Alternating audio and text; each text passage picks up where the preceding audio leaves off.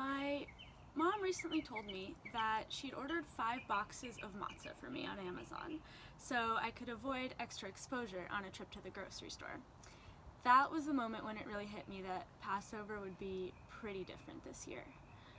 As Passover approaches, the strangeness of our current time feels even stranger.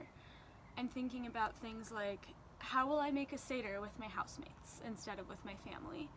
Should we have a Seder that's virtually connected on Zoom? Can I even find the desire to celebrate joyfully when the world feels like it's falling to pieces around me? Thoughts of the upcoming holiday bring to mind the many traditions and rules that come with it, which in some ways seem to parallel our new reality. In Exodus 12:19-20, it's written, "During these 7 days, no leaven may be found in your homes. You must not eat anything leavened. In all the areas where you live, eat matzah." We eat matzah for the duration of Passover and try to get used to this otherwise unfamiliar food. We develop new routines.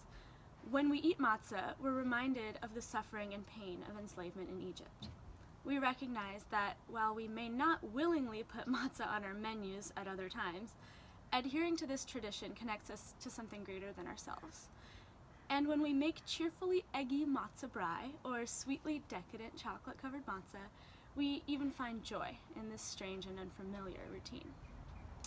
So we can also strive to find peace and meaning as we shelter in place. When I painstakingly sanitize my doorknobs or wash my hands for the 15th time, I remind myself that this connects me to my community and protects the health and safety of all.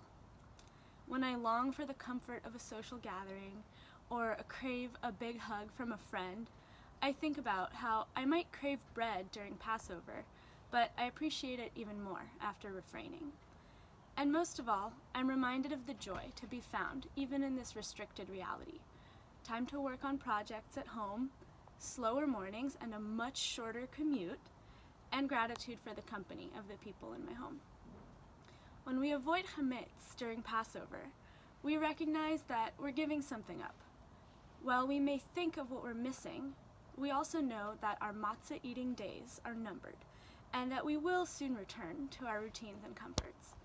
In our new reality of rules and restrictions, may we find comfort in the knowledge that this too is temporary. May we think of our new routines as matzah, a temporary substitute for the chametz that we crave. May we find the silver lining and the joy everywhere we can, and may we remember that we're in this together.